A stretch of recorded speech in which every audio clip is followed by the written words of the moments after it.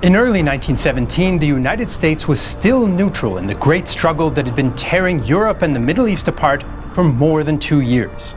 Most Americans wanted their country to remain neutral and had elected President Woodrow Wilson just a few months before on the slogan, "He kept us out of the war."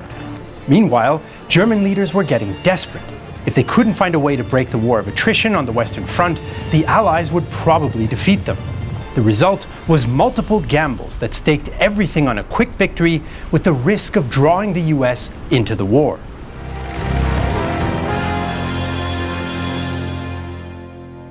Just weeks after the First World War began in 1914, President Wilson knew that American opinion was divided and called for strict neutrality. The United States must be neutral in fact as well as in name during these days that are to try men's soul.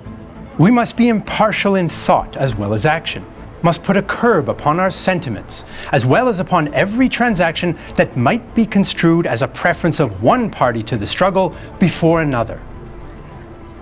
A clear majority of Americans did not want their country to fight, a feeling expressed in opinion columns, but also popular songs like the 1915 hit, "I Didn't Raise My Boy to Be a Soldier." Even so, more Americans sympathized with the Entente cause than with the Central Powers. In November 1914, 51% of newspaper editors surveyed felt their readers supported the Entente, 11% the Central Powers, and 38% thought their readership divided. East Coast opinion tended to favor the Entente because of cultural and economic ties to Britain and France. US arms sales to Europe increased from $6 million in 1914 to $500 million in 1917, almost all to the Allies. Newspapers often featured negative images of an aggressive, militaristic Germany and Kaiser Wilhelm, and emphasized the idea that democratic Britain and France were fighting against autocratic Germany and Austria. Tens of thousands of Americans even joined the Canadian Army to fight on the Allied side, while others volunteered with French forces, including the famous Lafayette Squadron.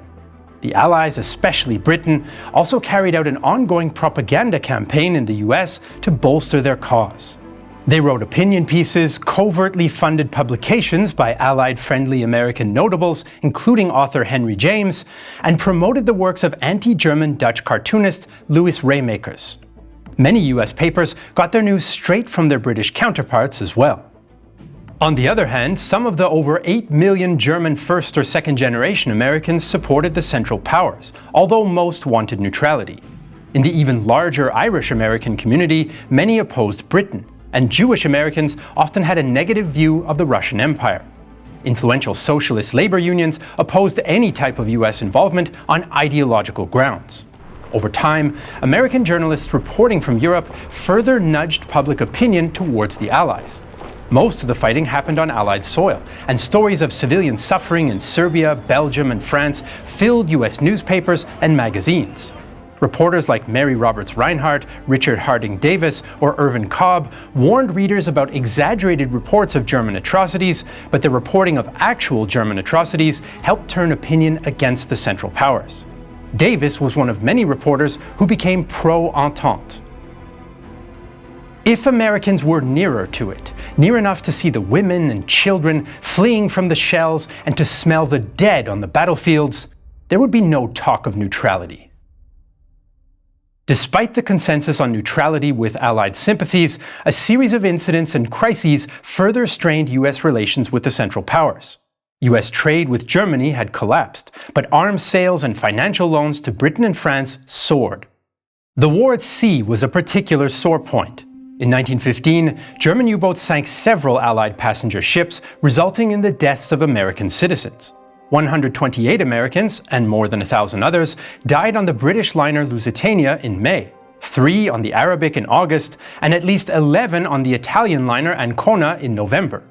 Berlin refused to apologize or compensate victims' families, and it wasn't public knowledge at the time that the Lusitania had been carrying some munitions. When a German submarine torpedoed French Channel ferry Sussex in 1916, injuring 2 Americans, Washington threatened to break off diplomatic relations.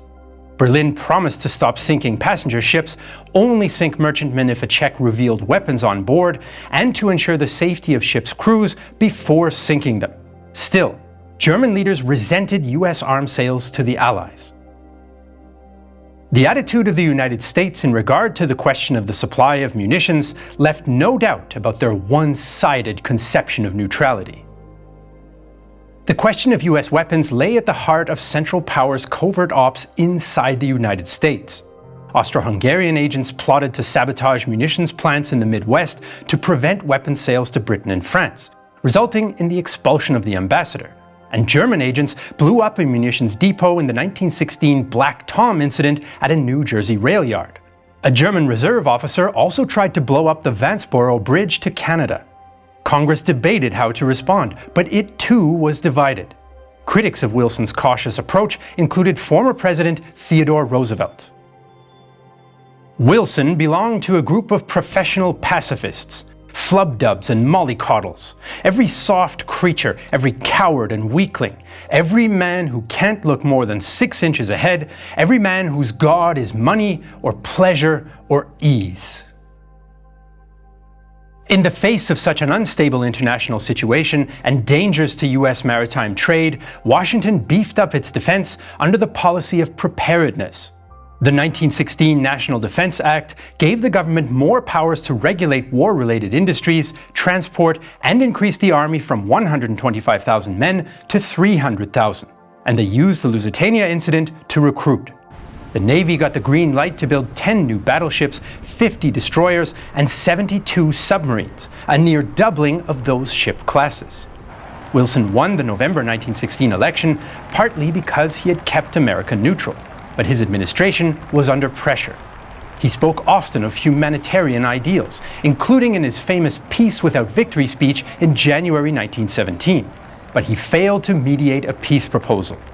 The Allies scored another diplomatic victory in the US when they accepted the president's invitation to publicly state their war goals, whereas the Central Powers refused.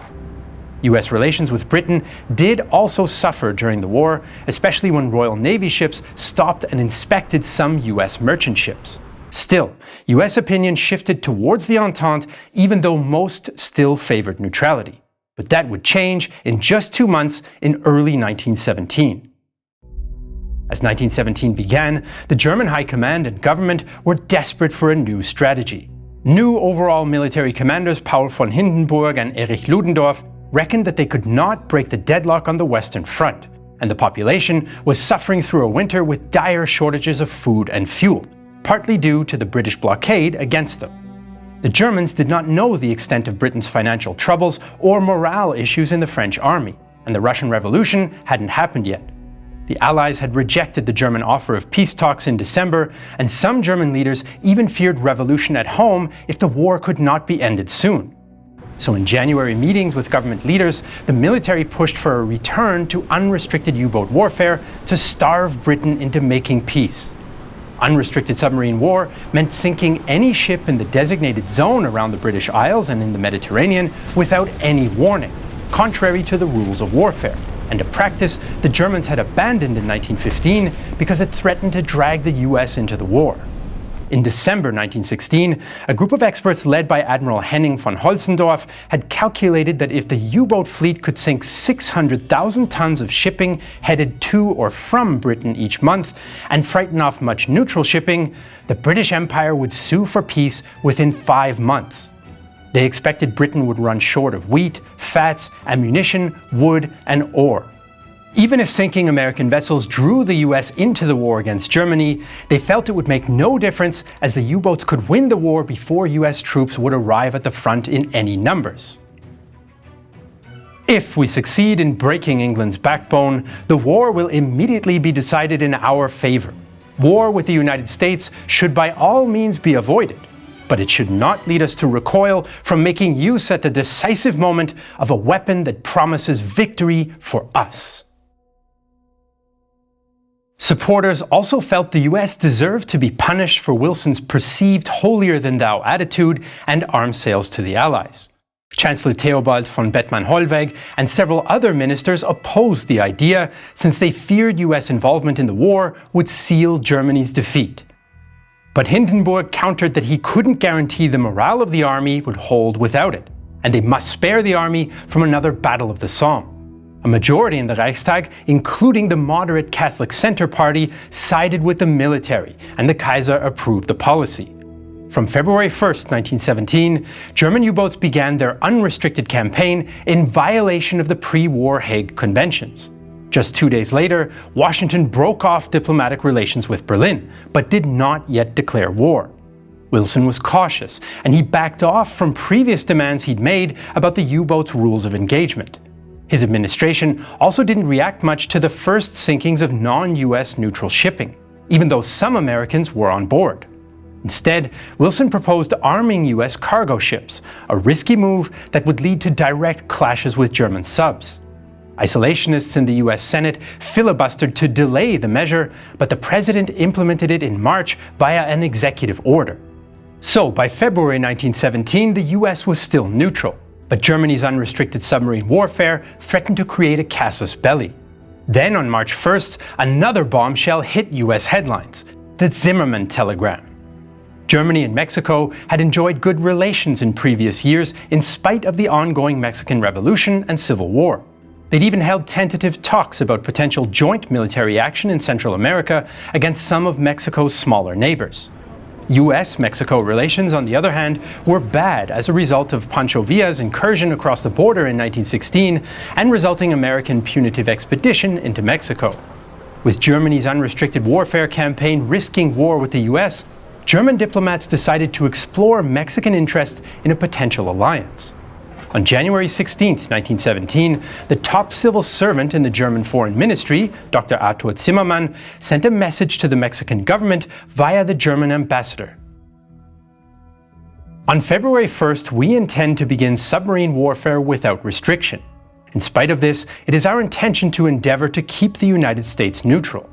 If this attempt is not successful, we propose an alliance on the following basis with Mexico: that we shall make war together, and together make peace. We shall give general financial support, and it is understood that Mexico is to reconquer her lost territory of New Mexico, Texas, and Arizona.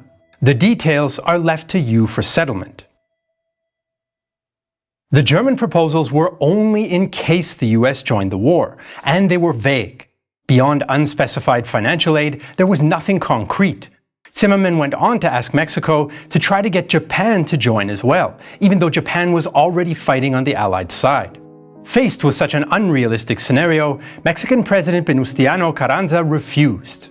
The Zimmermann telegram was encrypted and sent over an American cable, but British naval intelligence intercepted and deciphered it.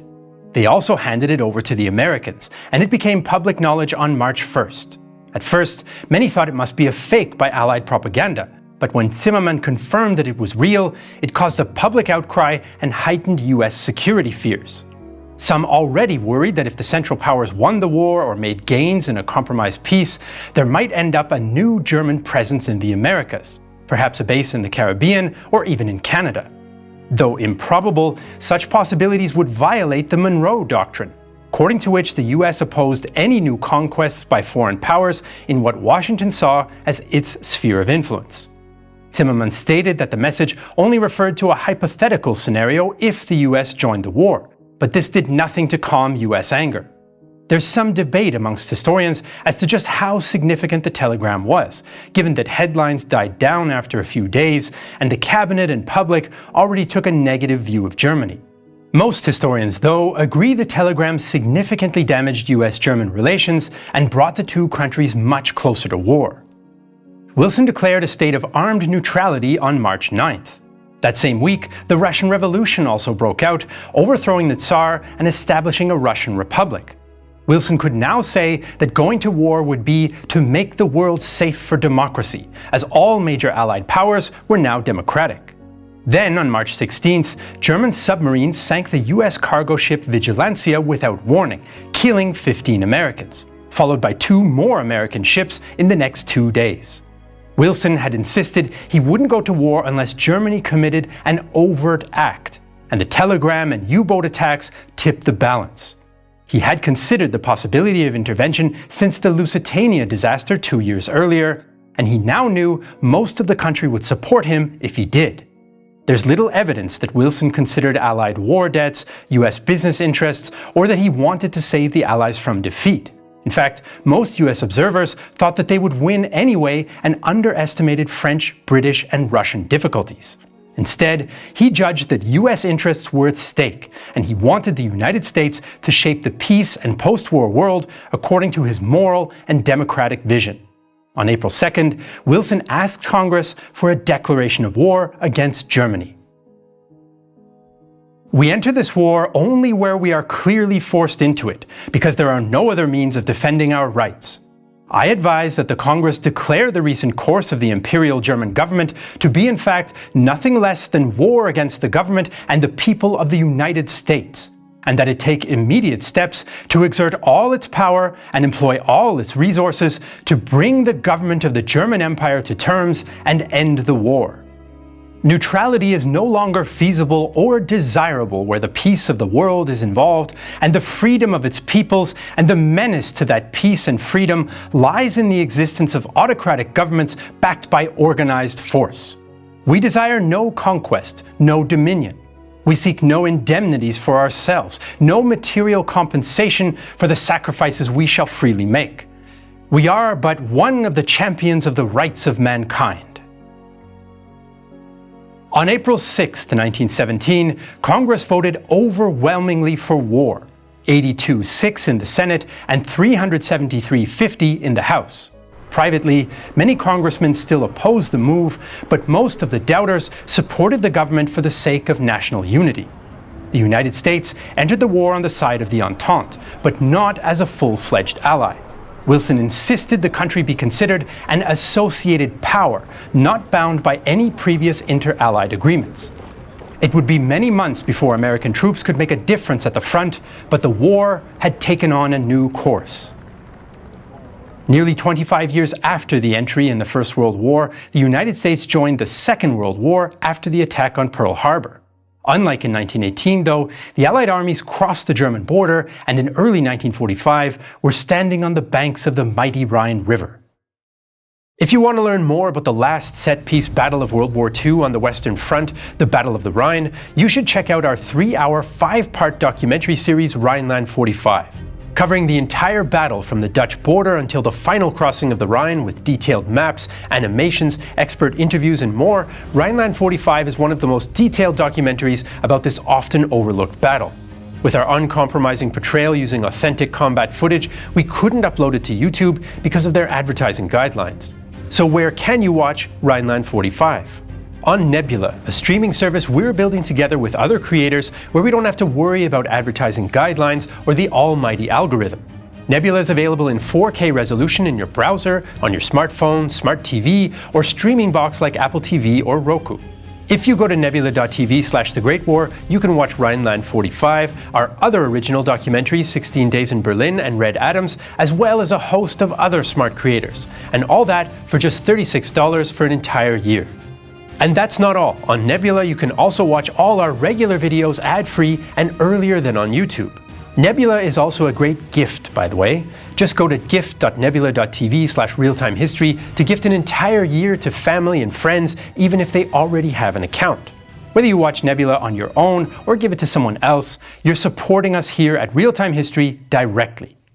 If you want to learn more about the First World War in 1917, check out our documentaries about the battles of Caporetto, Passchendaele, Cambrai, and the Russian army collapse. As usual, you can find all the sources for this episode in the video description below. And if you're watching this video on Patreon or Nebula, thank you so much for the support. We couldn't do it without you. I'm Jesse Alexander, and this is a production of Real Time History, the only history channel that has no time for flub dubs and mollycoddles.